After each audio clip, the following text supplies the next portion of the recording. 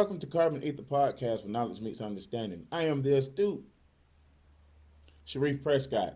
It's a pleasure to be with you guys again. And before we begin, I would like to say thank you to our stars for always showing your support. We've picked up some more subscribers. We're over 2,000 now.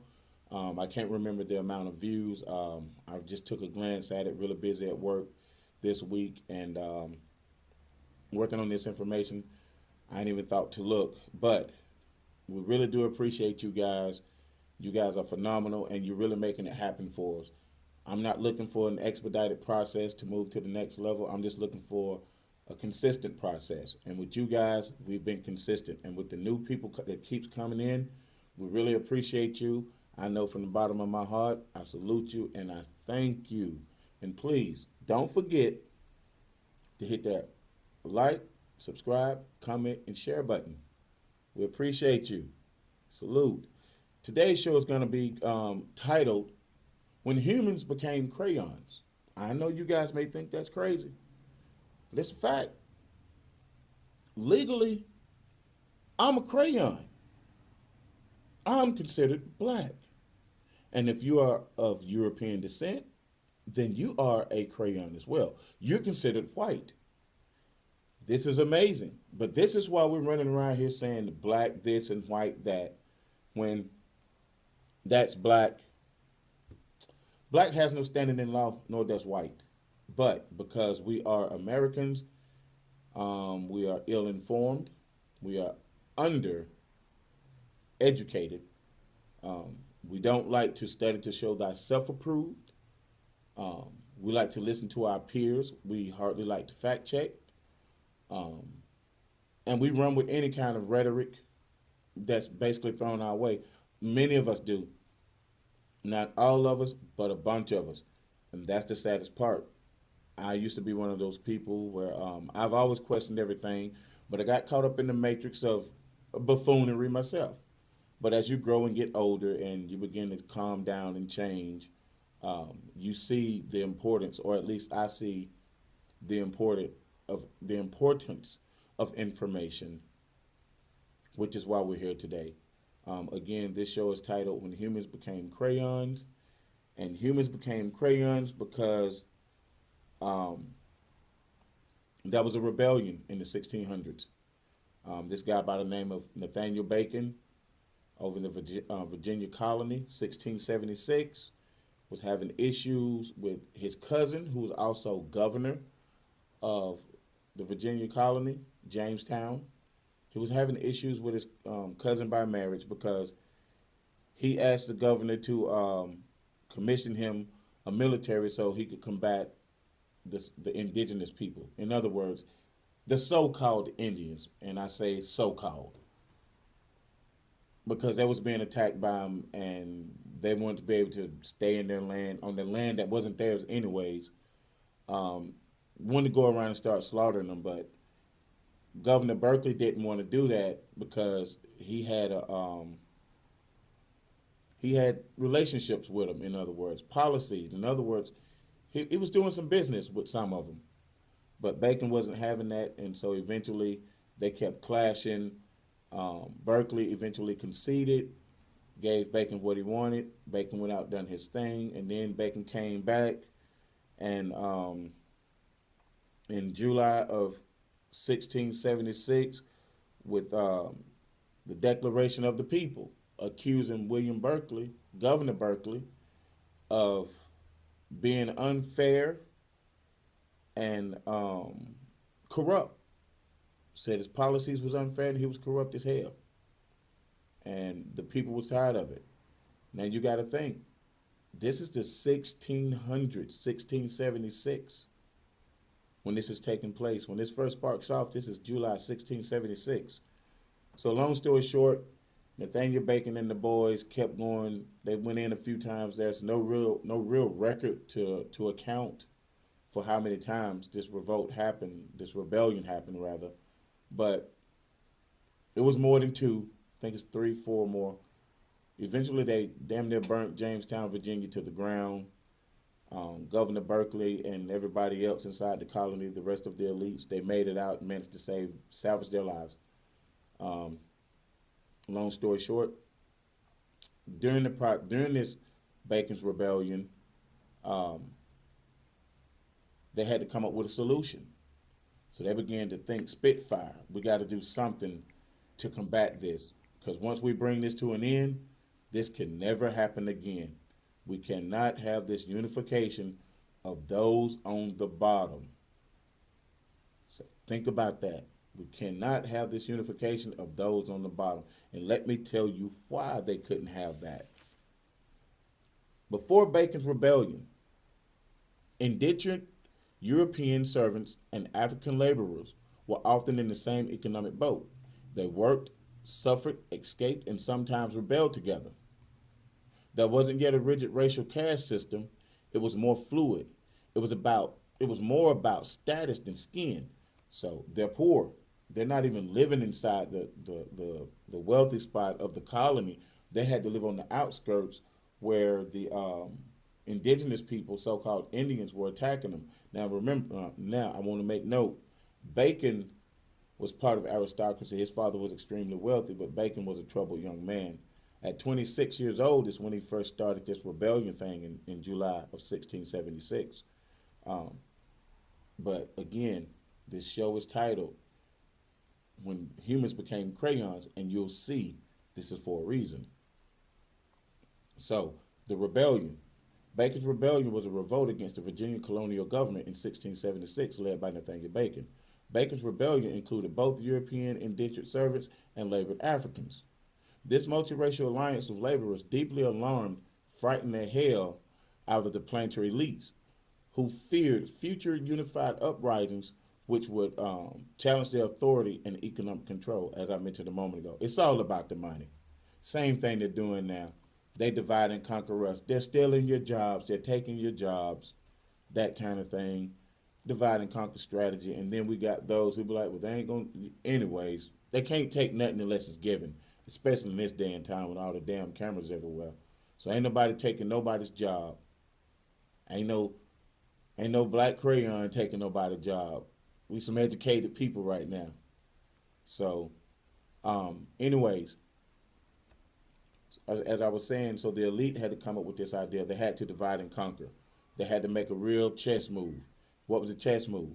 After Bacon's Rebellion proved to be a powerhouse and almost destroying the colony, the Virginia colony, the wealthy landowners knew they had to make a strategic chess move, and fast. What was a chess move they would later make? Ditch the institution of indentured servitude for Europeans. Europeans are no longer indentured. They don't have to come in and work so long and then be set free. We're going to go ahead and put that wedge in between the poor Europeans and the poor so-called Africans. I say so-called. We're going to put a wedge in between them. Smart move if you're looking at it from their perspective. It's a very smart move. So by doing so, in doing so, they realized that the indentured servants would eventually be set free and would likely join the revolt. So if the revolt is still going on later on, or they just might decide, the hell with trying to protect these rich guys, that's what we're still doing today, they might revolt and join the rebellion. But fortunately for the colonial elites, Bacon and his rebellion would eventually lose ground. They lost ground. Why did they lose ground? On October 26, 1676, after Nathaniel Bacon fell ill with dysentery and eventually met his demise, it all fell apart. They tried to band it back together, but it just didn't work the same. And you know how that goes. Once the leader's gone, then everything, chaos ensues because we don't all think the same, and we like to abuse power anyways. But it fell apart. But this is checkmate for the so-called African. It's over with for him and her and the offspring. And it's a good thing, good thing for the European, poor European. So, and why is it a good thing? Because for the European and a bad thing for the so-called African. A new chapter in the colony of Jamestown was about to take shape. In the aftermath of Bacon's Rebellion, a deliberate colonial project of racial codification and social hierarchy building was undertaken. From the 1680s to the early 1700s, this codification was being shaped, was being molded. You know, they had to go through a series of things, and then they finally got it. They got it together. What do I mean by they got it together? Class solidarity across racial lines was no longer dangerous. Why? Because it had been eradicated. The class solidarity, like I said before, it wasn't about skin tone, it was about your status, your class. White, white Europeans are no longer just indentured servants anymore. Um, the poor Europeans were no longer indentured servants. Privileges was extended to the poor Europeans. What do you mean by that, Sharif? What do you mean privileges? They have now been given land, legal protections, and the right to bear arms, of which they had none of before. How can you? You're an indentured servant. So somebody's over you. Excuse me, they basically own you. So now things are changing. Remember, it's the codification of social hierarchy. And guess who's going to meet the very bottom? I don't have to tell you, as you should already know. But this is about how human beings became crayons. For the so-called African that was stripped of any and all legal rights, they are now relegated and defined as property, chattel slaves, human cattle. Human cattle. That's what chattel slavery or chattel slave mean, human cattle. The African can now be sold by their owner and bought by the slaveholders. Been sold for $1, just like we do right now. You want to go out and buy some chicken and some cows and some goats? That's how they were selling people that looked like me. This is the 1600s, and it went on for a long time. Key laws began to create the mortar of whiteness and blackness post Bacon's Rebellion. So now we're starting to move into this ideology of white and black in the colony of Virginia. So there's something called the Virginia Slave Code of 1705. This is one of the most pivotal legal frameworks. It codified racial slavery and firmly drew the line between the European and the African, solidifying legal categories of white and black. In 1705, y'all, human beings became crayons. I ain't lying. I didn't say it. History says it. History says it, not me. Virginia Slave Code of 1705. This is one of the most pivotal legal frameworks. It codified racial slavery and firmly drew the line between the European and the African, solidifying legal categories of white and black. In 1705, human beings became damn crayons. I'll keep it moving. These codes declared all non-Christian servants, i.e. African and indigenous peoples, imported to the colonies were slaves for life. No chance of being set free. Only white Christians could own firearms and receive legal protections. None for the so-called African. No, none for the black crayon or the red crayon, which is the so-called Indian. Yeah, whatever. Interracial marriages were criminalized. That's called anti-miscegenation. Black crayon can't marry the white crayon, and you can't consummate and do none of that stuff we do today. I, for one, would have been hung like a mug because I have biracial children. So, but I will digress and keep it moving. And it says, but when it says that interracial marriages were criminalized, blackness was to remain outside of whiteness. It said literally and symbolically. Now I want to tell you what that means when they say literally and symbolically. What they meant was literally, Black people were kept out of spaces dominated by whiteness. Everything everything whiteness claimed for itself, such as purity, virtue, beauty, and intelligence. Black people don't. Black crayons ain't none of that. You ain't virtuous. You ain't pretty. That damn sure ain't pure because you like to do too much. You know what I'm saying? On that other side, you promiscuous, especially the women. Remember that Sarah Bartman is. Remember, and we'll get on that. Symbolically, blackness was made to represent everything opposite of everything whiteness claimed itself. Again, we weren't pure. There was nothing virtuous about us. We damn sure as hell wasn't beautiful, and intelligence was just it just didn't exist for us. That's what they said, but we know that ain't true. We invented every damn thing except for the patent office. We want to debate on that? I don't think so. Why does any of that? Why does any of this matter? It matters because we need to know history. When we know history, we can reshape the future. We can change the present moments if we understand history. If we see that all this crap is a game. These people with money play these games with us. Those people with money play games with them. I'll digress because you'll see it in just a moment. Um, why does it matter? This law formalized the legal upgrade of poor Europeans. What does it mean by formalized? It means that they was given legal status. That's all formalized means. This law, when it says law and formalized together, that's basically what it's saying. By giving them a stake in the system, however small, they became invested in upholding this new legal system, even though their social status remained primarily the same. This is the white crayons they're talking about.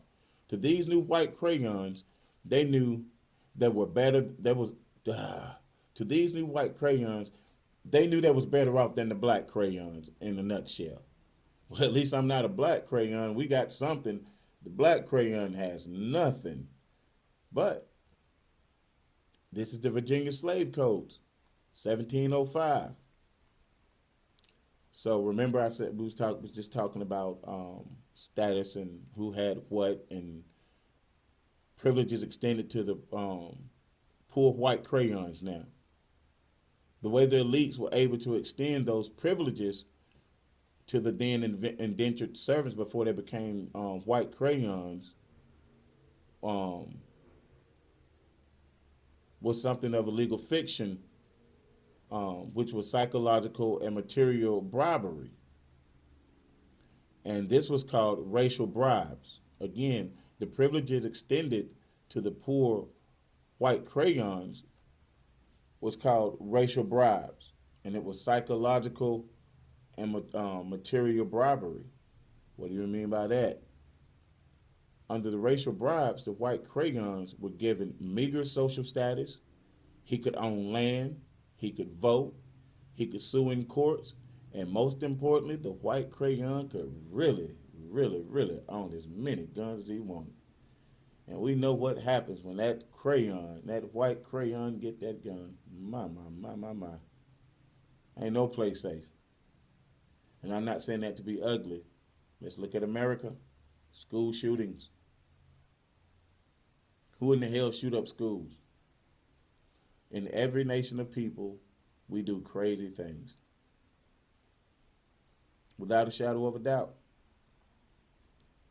But who in the hell shoot up schools, man? This is absurd. There's no such thing as black on black crime. It's just a black person done did something crazy to a black person. White person did something crazy to a white person, and Asian etc. We keep falling for this category thing, how they try to box things up and keep white men at bay of everything pure. They don't do anything wrong. And we go to the FBI website, white men are off the damn chain. Everybody can be off the chain, but that damn white dude is off the chain. I'm not saying this to be ugly. Let's look at the history. Let's look at the facts. Anyways, I digress and keep it moving. But do know that whiteness under racial bribes became an unspoken promise and reassurance for the white crayon to always be able to say, at least I ain't black. Anyways, a little summary. Post 1676, after Bacon's Rebellion, laws was designated distinguishing by race. Sorry, let me say that again. I don't know what is going on today. In summary, my summary. Post 1676, after Bacon's Rebellion, laws began distinguishing by race. 1680s to 1690s, first racial slave laws appear. 1705, Virginia slave codes, whiteness and blackness officially made it into the legal categories. Y'all gotta forgive me. I'm not gonna record this thing. I'm gonna release it as it is. I'm sorry. And in closing, in 1706, there's a law called the South Carolina law. Yeah, I know I'm kind of looking off to the side and stuff because I'm going to say it, and I don't hate to say it. I just know how some people that I've been acquainted with think. Again, 1706 South Carolina law. This law declared that conversion to Christianity did not change the enslaved status of the black crayon. Before this law, some black crayons sought baptism to claim freedom under Christian values. Rewind it back just a little bit and listen to it again if you're a Christian. Those people, those black crayons, weren't Christians during this time. They knew nothing of that. They probably heard of it or what have you, but it wasn't theirs. Anyways, that's the end of this show. I thank you for your frequency, your vibration, and may the universe continue to favor you. Sharif Prescott. Peace out, y'all.